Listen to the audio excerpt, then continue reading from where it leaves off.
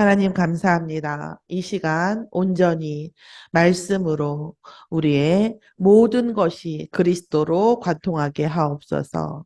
하나님의 의로 우리의 모든 현장, 영적 현장, 육신적 현장, 과거, 현재, 미래의 모든 현장이 성령으로 충만하게 역사하여 주시옵소서. 모든 문제와 모든 사건, 모든 일들 중에 말씀 속에 답이 있도록 역사하여 주시옵시며 말하는 부족한 입술과 듣는 귀와 생각하는 그 모든 속에 하나님께서 영권으로 그리스도의 권세로 임하여 주시옵소서. 감사드리며 예수 그리스도의 이름으로 기도드렸사옵나이다. 아멘. 이번 주 저와 여러분의 하나님의 말씀은 하나님의 의입니다. 하나님의 의라고 하는 것은 한마디로 말하면 그리스도죠, 그리스도. 하나님의 의는 오직 그리스도입니다. 하나님의 의는 오직 그리스도를 주인으로, 구원의 주로 인정하는 것이 하나님의 의입니다. 그래서 죄를 짓는 것이 맞다. 나쁜 인생을 사는 것이 맞다는 게 아니라 그리스도의 권세 아래 하나님의 의를 나타내는 것이 것에 그런 것들이 아무 장애물이 되지 않는다. 이런 말씀입니다. 서론에서 말씀드렸듯이 인생은 모순이에요. 내가 원하는 것과 내가 하는 것이 다르고 또 이 인체 장기도 그래요. 장기도 우리가 그 뭐 몸에 좋은 거 이런 거 먹잖아요. 그 위에 좋은 음식은 장이 안 좋아요. 위에는 50도 이상의 온도를 유지할 수 있는 그런 것이 중요하거든요. 그런데 식도와 기관지는 40도가 넘어가면 벌써 문제가 되기 시작해요. 왜냐하면 보호막이 없대요. 위에는 이렇게 우리 소, 양 보면 이렇게 보호막이 있잖아요. 그래서 그런데 또 그 뜨거운 게 그대로 대장으로 넘어가면 유산균이 죽어요. 그러니까 또 그렇다고 해서 우리가 식도나 기관지에 맞고 대장에 맞는 음식만을 차가운 것만을 먹으면 위의 온도가 내려가요. 위의 온도가 내려가면 위는요 혈액순환하고 아주 밀접한 관계가 있거든요.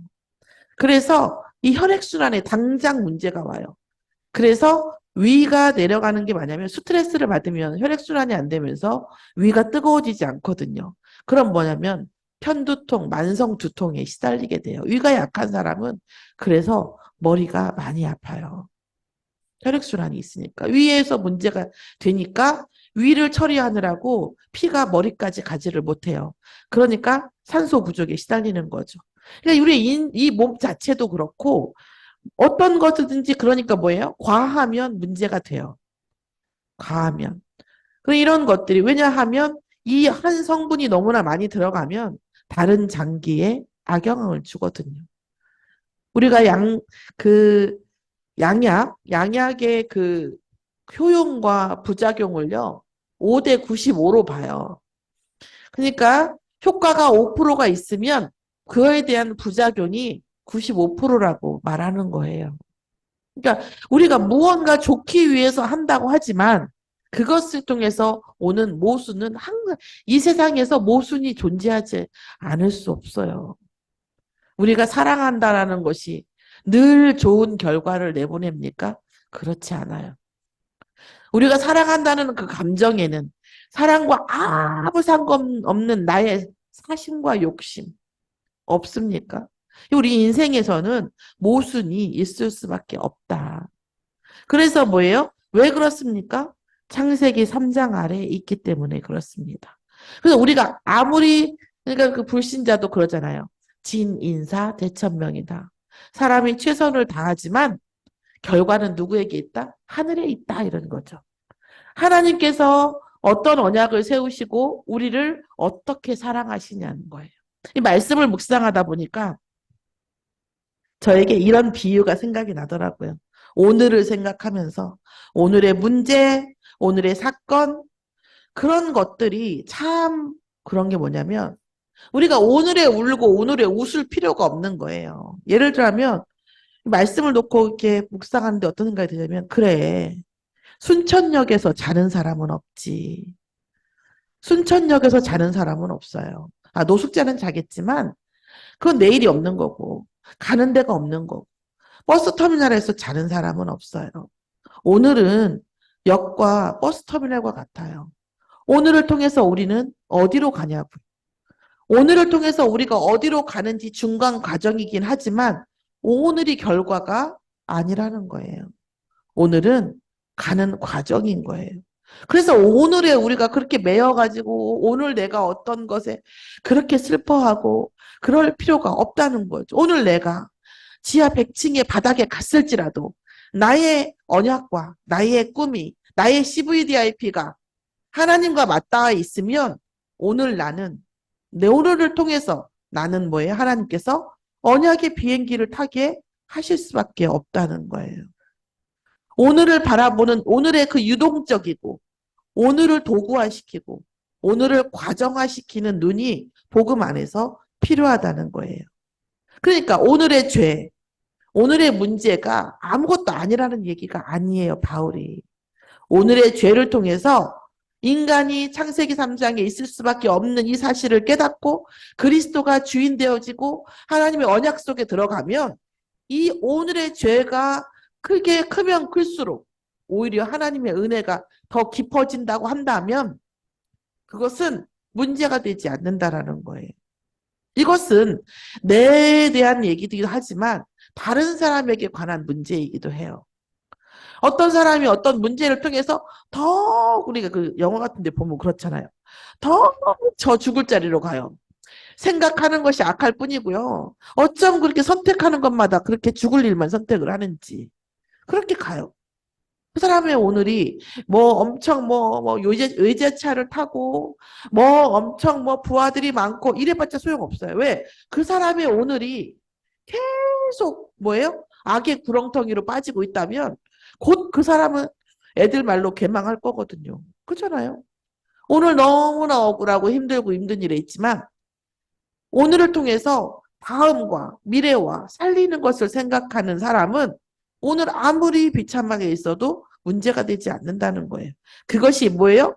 나도 그렇지만 상대도 그렇다는 겁니다. 그래서 우리가 상대를 평가하고 말할 때에도 안 하는 게 좋죠. 안 하는 게 좋은데 또 사람이 살다 보면 아주 안 할 수는 없어요. 맞다는 건 아니죠. 안 할수록 좋아요. 그런데 꼭 해만 한다면 우리가 상대의 오늘도 이렇게 유동적으로 판단해 줘야 할 필요가 있다는 거예요. 아무리 제가 이제 우리 동생들을 볼 때도 그래요. 그렇게 거의 완벽하게 거의예요, 거의. 그렇게 하지만 복음 모르고 하나님 모르면 결국 그것 때문에 어마어마한 불신앙의 결과가 오겠죠. 그 지금의 안정과 인격과 재물 모든 것이 하나님을 모르는 데 쓰임 받으면 그 부피가 큰 만큼 그 어두움도 클 수밖에 없는 마음 아픈 현실이에요. 그건 부정할 수가 없는 거예요. 왜? 아무런 인간의 끊임없는 인격과 무엇일지라도 사람의 영적 문제를, 사람의 영원한 문제를 해결할 수가 없다는 거예요. 오늘 그런 뜻으로 율법에 대해서 얘기를 하는 거예요. 뭐 돈이 될 수도 있고 관계가 될 수 있고 자식의 성공이 될 수도 있겠죠. 그런데 유대인의 제1 관점은 뭐냐면 율법이기 때문에 이 율법에 대한 설명을 먼저 하는 거예요. 자랑할 필요가 없다. 할례 했다고? 할례가 워낙 고통스럽다 하니까 안 한 사람 보면 좀 가짜일 수도 있겠죠. 아이, 할례도 안 받은 것이 이럴 수도 있겠죠. 그러나 하나님의 은혜를 받고 구원받는데 그 할례가 의미가 없다는 거예요. 그러나 이런 할례가 있겠지. 할례를 통해서 그리스도의 십자가의 고통을 알고 이 피언약을 통해서 오신 예수 그리스도의 언약이 더욱 굳건해지고 더욱더 견고해진다면 이 할례는 중요한 의미가 있겠죠. 그죠? 그런데 더욱 그리스도 앞에 서는 할례가 아니라 나 할례한 사람이야. 그리스도 앞에 세우는 할례는 의미가 없다는 거죠. 무할례자도 마찬가지예요. 내가 할례를 받았어야 되는데 혹은 이 할례 때문에 내가 더 떨어지는구나. 컴플렉스를 갖는 것이 아니라 아, 나는 할례도 안 받았는데 하나님께서 나를 구원해 주셨구나. 할례 받지 못한 나를 하나님께서 그리스도를 통해서 뭐예요? 할례가 곧 그리스도거든요. 그리스도를 통해서 나를 구원하셨구나. 그래서 이 무할례자가 무할례로 인해서 그리스도의 이 은혜를 더욱 깊이 깨닫는다고 한다면 그 사람은 할례자보다 더 유익한 사람이다. 이런 말인 거죠. 율법의 자랑이 인간에게는 있을 수가 없다는 거예요. 도덕성, 남들에게 보이고 남들에게 추앙받기 위한 그 도덕성의 자랑도 알고 보면 되게 뭐하다는 거예요? 추악하다는 거죠. 그러면서 뭐 하려고 그런 식을 해요? 왜 그런 도덕성을 보여줘? 정죄하려고 그러죠. 니네는 왜 그래? 니네는 왜 그따위야? 너 그거밖에 왜 못해? 이런 얘기를 하는 거죠. 우리가 남들의 얘기를 안 할 수는 없어요. 그러나 우리가 그런 얘기를 하려고 하면 안 하니만 못하죠. 무법을 하고 뻔뻔하고 상도가 없고 경우가 없으면 그대로 인생의 결과가 와요. 내가 뭐 말을 함부로 하고 저주하고 아까 악독하고 독설을 하기를 좋아하면 그 모든 흑암이 내게로 와서 그 사람의 인생이 돼버려요. 그래서 우리가 사랑하는 자가 그런 식의 어떤 삶을 살면 안타깝죠. 왜? 자기도 모르게 내뱉는 그 말과 행동 때문에 본인이 영적 배경이 어두워지고 흑암의 결과가 올 수밖에 없으니까 그리스도를 통해서 나오라는 그런 우리가 기도와 간구와 걱정은 할 수 있겠지만 걔 왜 이래? 걔는 할려도 못 받은 애야. 이런 말은 어떻게 해요? 정죄받을 수밖에 없다. 이런 말씀이죠. 율법은 왜 필요합니까? 율법은 그리스도가 필요한 이유예요. 만약에 우리가 그리스도가 없이 율법을 잘 지킬 수 있다면 율법을 안 지키는 사회보다는 율법을 지키는 사회가 그래도 살만하겠죠. 그렇죠? 또한 우리가 그리스도를 통해서 율법을 폐하는 것이 아니라 율법을 향해 나아가야 된다는 거예요. 어차피 인생은 완벽한 율법의 행함이 존재하지 않아요. 그러나 우리의 인생은 율법을 향해 나아가는 것이 훨씬 뭐하다? 유익하다라는 거예요. 그래서 율법이 있는 거예요. 또한 그렇게 나아가려고 몸부림쳐도 뭐예요? 안 된다는 것을 자각할 수밖에 없다는 거죠. 그런데 이런 거죠. 아예 착하게 살려고 예를 들어 착하다고 하면 착하게 살려고 만약에 애를 쓰는 것을 멈추면 사실은 하나님도 필요 없어요. 그렇지 않나요? 우리가 진리를 향해서 몸부림치는 것을 멈추면 그리스도가 필요 없어요. 별로 필요 없죠. 그잖아요. 율법이라고 하는 어떤 그 기준을 가지고 있어야 그리스도가 필요한 존재가 나오는 거죠. 또한 어두움으로 빛이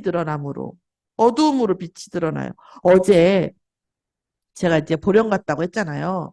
그, 어, 예, 그 조정래라고 혹시 아시는지 태백산맥 지은 사람인데 문학거리가 있어요. 그 사람의 문학의 거리. 그게 한 9권인가? 그 정도 되는데 저도 막 이렇게 책을 어, 지금은 많이 못 읽는데 책을 한참 읽을 때에 그걸 읽었어요. 근데 성격이 급해갖고 막 급하기도 하고 바쁘기도 하고 하니까 다른 시리즈는 못 읽었어요. 뭐 아리랑이라든가 한강이나 유명한 거 있거든요. 근데 우연찮게 태백산맥을 읽기 시작했는데요. 그 태백산맥을 읽고 20대 때죠. 저는 어, 낙심했어요. 인간이 이야 이렇게 모든 걸 알 수가 있나? 진짜 태백산맥을 읽고 작가의 위대함을 알았어요, 제가. 상당히 겸손해졌어요. 이렇게 똑똑하고.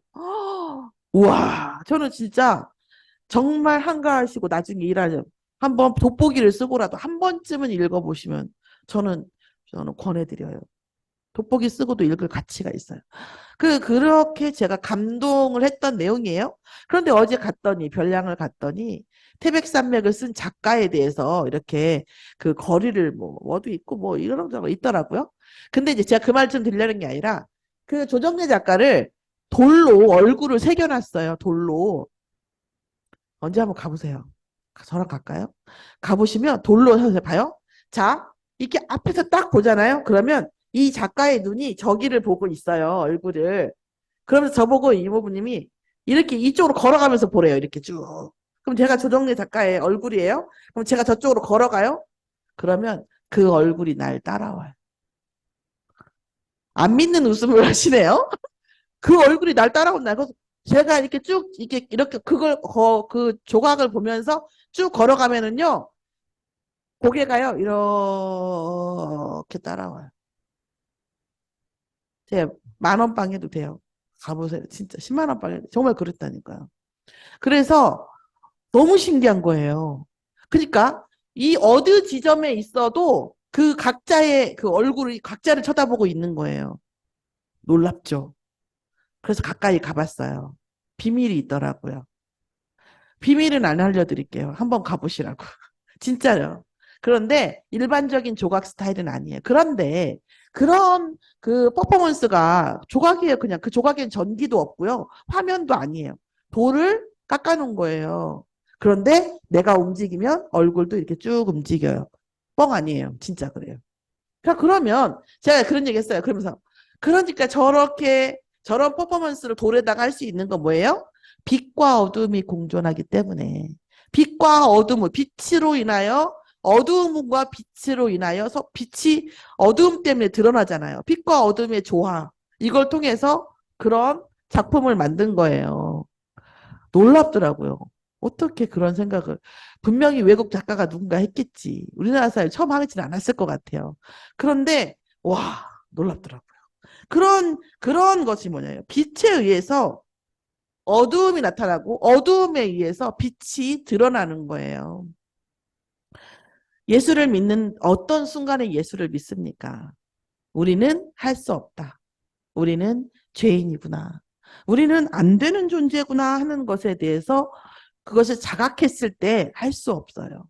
어떤 사람들은요, 성공했을 때 그런 걸 깨닫는데요. 그런데 대부분의 사람은 실패 속에 깨닫긴 하죠. 결국 내 인생과 내 어떤 모든 것이 어두움에 있다라는 것을 자각하는 순간 우리는 그리스도의 빛을 맞이할 수 있습니다. 그 율법이라고 하는 기준을 이유라는 거죠. 또한 뭐예요? 하나님께서 우리의 인생을 심판하는 기준이기도 해요. 그러니까 어쨌든 불신자도 그렇고 불신자 특히 물론 이제 하나님의 자녀는 상급의 기준이 되겠지만 똑같은 기준을 가지고 있어야 되잖아요. 그게 뭐예요? 율법이라는 거죠. 또한 율법의 이유는 가장 중요한 죄를 깨닫게 하는 거죠. 그 무엇보다 중요한 거죠. 율법의 기준을 통해서 죄를 깨닫게 되는 거예요. 옆집 사람의 어떤 그런 어떤 상식, 남들이 그랬다더라, 저 사람이 저렇다더라가 아니라 영원한 하나님, 이 세상의 전부를 심판하시는 하나님의 기준으로 우리가 뭐예요? 죄를 깨닫는 것입니다. 그러면 우리는 율법을 자랑하지 못하고 우리의 행위를 자랑하지 못하고 율법의 존재의 이유를 알아요. 그럼 하나님의 의는 뭐예요? 율법과 상관없는 구원이라는 거예요. 율법의 행함과 상관이 없어요. 막 하나님 보시기에는 많이 행한 자나 적게 행한 자나 거기서 거기에요, 사실은. 그렇죠? 그런데 하나님께서 율법 위에 뭘로요? 예수 그리스도를 화목제물로 보내심으로 그 그리스도를 주라 시인하고 믿음으로 우리에게 구원을 허락하셨습니다. 그래서 이 율법을 지킬 수 없는 우리의 무한한 무능, 그리스도를 통해서 우리를 율법과 상관없이 구원하시는 하나님의 무한하신 사랑의 능력. 이것이 구원이라고 하는 사건을 만들어내는 거죠. 그러면서 뭐라고 했어요? 믿는 자를 의롭다 하신다는 거죠. 믿는 자가 의인이라는 거예요. 예수가 그리스도라는 것을 믿는 자가 의인이라는 거죠. 그런데 이 의인이라고 하는 이 의인은 뭐죠? 자랑할 수 없는 의예요. 자, 우리가 예수를 영접했어요. 영접했으면 하나님께서 분명히 의인이라고 하셨고 우리의 영적 신분을 천국으로 하실 생명록에 기록하십니다. 그러면 우리는 의인인가요? 의인이죠. 그럼 우리의 삶도 의인인가요? 우리는 그러면 아까 첫 번째 얘기했던 것처럼 아이러니에 빠집니다. 우리의 신분과 정체성은 분명히 의인인데 우리의 삶은 하나님께서 무조건적으로 구원하셨기 때문에 의인이 아니에요. 그러니까 우리가 의인인 것에 대한 은혜의 기준이 율법이고 또한 우리가 아직 의인 되지 못한 거에 대한 기준도 율법이에요. 그걸 보면서 우리가 어떤 상태가 되어야 돼요? 늘 그리스도로 충만한 상태가 되어야 되는 거예요. 그리고 율법에 더욱더 가까이 갈 수 있는 영적 힘을 얻는 상태. 그것을 어떻게 되죠? 우리는 율법에 가까이 갈 수가 없어요. 왜요? 사단이 있기 때문에 불가능해요. 우리의 모든 원하는 일들은 정말 하나님이 하시고자 하는 일들도 사단은 막아요. 그래서 우리는 의인이고자 하나 그럴 수 없는 광야의 인생이에요. 그래서 이 율법을 통해서 율법이라고 하는 명분을 통해서 우리가 하나님 앞에서 예배드리고 찬양하고 기도하는 이 시간에 사실은 우리가 완전 의인인 거예요. 우리가 그래서 우리 죽으면 천국 가는데 왜 예배드려야 되냐고요. 왜요? 우리는 아직 의인인데 아직 의인이 아니기 때문이에요. 영원한 승리를 했는데 아직 여긴 전쟁 중이기 때문이에요. 그러면서 우리가 또한 뭐냐면 율법의 상태는 어떤 상태냐면 사단이 우리를 참소할 수 없는 상태예요. 이 율법의 상태는 사단이 우리를 뭐예요? 고소할 수가 없어요. 사단도 율법을 가지고 우리를 고소하기 때문이에요. 그런데 두 가지 방법이 있어요. 하나는 뭐냐면 그리스도 안에서 우리가 의인된 복음 상태, 예배 상태, 찬양 상태, 기도의 상태를 유지하는 것이고 또 하나는 그리스도를 통해서 그 율법이 우리에게 완성되는 것을 응답받는 것입니다.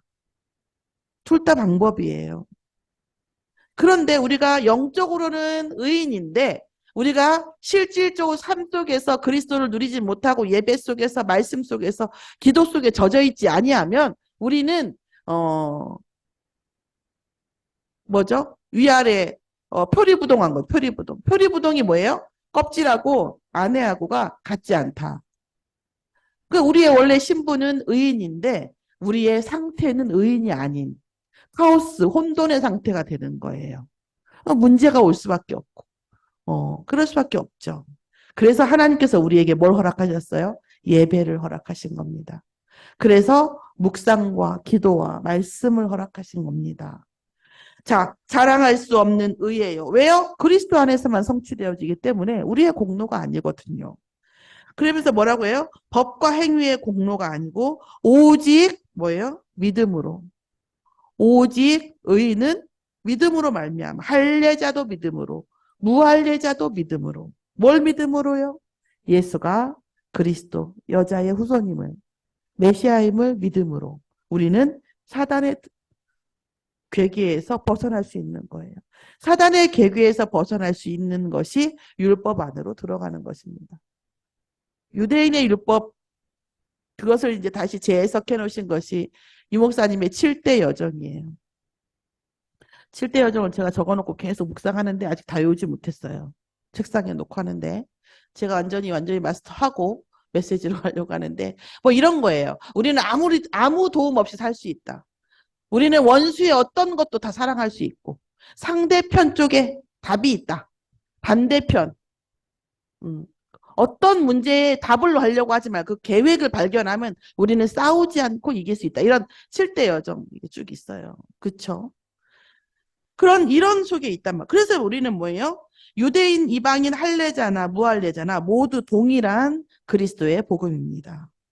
그래서 뭐예요? 하나님께서는 우리가 아직 죄인 되었을 때에, 아직 그리스도를 통해서 구원받지 못했을 때에, 아니 태어나기도 전에, 아니 하나님을 알기도 전에 하나님은 이미 우리를 예정하시고 우리에 대한 자기의 사랑을 그리스도의 십자가로 우리에 대한 사랑을 확증하신 분이라는 겁니다. 하나님의 사랑의 확증이 우리에게 이미 예정되어 있었고 우리에게 임했고 그래서 우리의 상태와 상관없이 우리는 의인이라 칭함을 받았어요. 이 의인이라고 하는 것은 하나님께서 주신 예배의 축복 속에 찬양과 기도의 축복 속에 우리가 누릴 수 있게 되는 겁니다. 모든 이의 하나님이시고 구원의 감사로 완성되는 신앙생활이에요. 그러니까 남는 것은 결국 감사예요. 저도 잘 익숙하지 않고 이렇게 하는 것은 뭐냐면 제가 말씀드렸죠.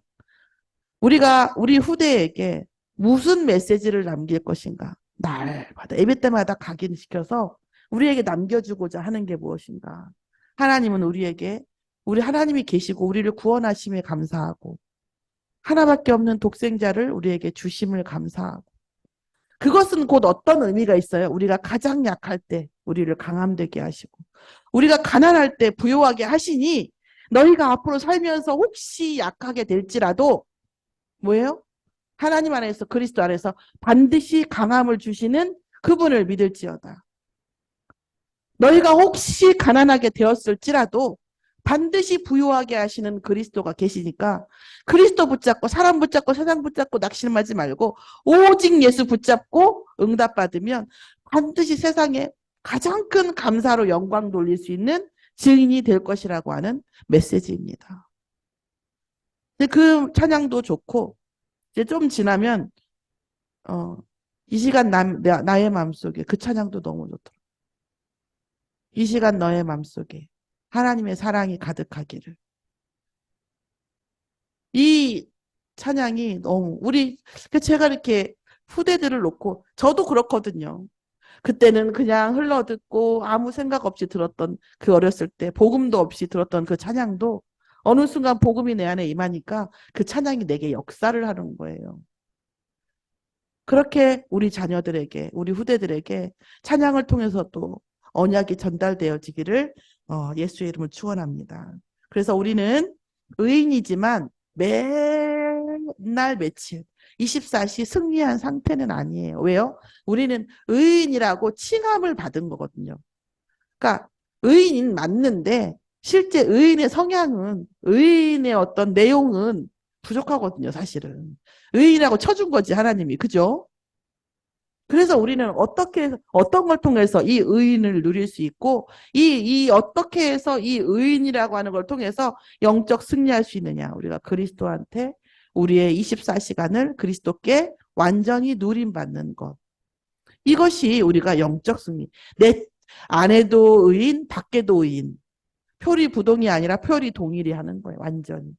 바깥과 안이 똑같아지는 순간은 예배 속에서 우리가 그리스도를 누리는 그 순간 우리는 영적인 것도 의인, 육신적도 의인, 생각도 의인, 과거도 의인, 현재도 의인, 미래도 의인이 되는 거죠. 그러면서 어떻게 됩니까? 우리가 노력하지 않고 힘쓰지 않아도 율법이 완성되는 겁니다. 그래서 예수님께서 율법을 1.1획도 폐하러 오지 않았다고 말씀하셨어요. 왜요? 그리스도 안에서 우리가 정말 복음을 누리면 싸우지 않고 도닦지 않고 노력하지 않아도 그리스도 안에서 우리에게 뭐예요? 7대 여정을 갈 수밖에 없는 우리를 그리스도께서 말씀으로 성령으로 역사해 주신다는 겁니다. 그래서 복음은 이 기독교는 우리가 언약 붙잡고 그리스도의 이름으로 기도하면 하나님께서 이루어 주신다는 거예요. 그 언약이 어떤 언약이어야 돼요? 하나님의 언약과 내 언약이 만났을 때 그때는 내가 정말 뭘 하지 않았는데 그 언약을 놓고 기도하면서 정말 그리스도 누렸을 뿐인데 정말 되게 하시는 거예요. 오늘 정말 간곡하게 저와 여러분에게 이 영적 응답이, 육신적 응답이, 실질적 응답이 우리의 삶에 증거가 되어져서 나 이렇게 잘했어 이거 말고 하나님의 위대하심과 그리스도의 권세의 무한하심이 우리의 인생을 통해서 드러나게 되기를 예수의 이름으로 축원합니다. 기도하겠습니다. 하나님 감사합니다. 우리의 인생을 통해서 하나님의 의가 드러날 수 있도록 인도하여 주시옵소서. 감사드리며 예수 그리스도의 이름으로 기도드렸사옵나이다. 아멘.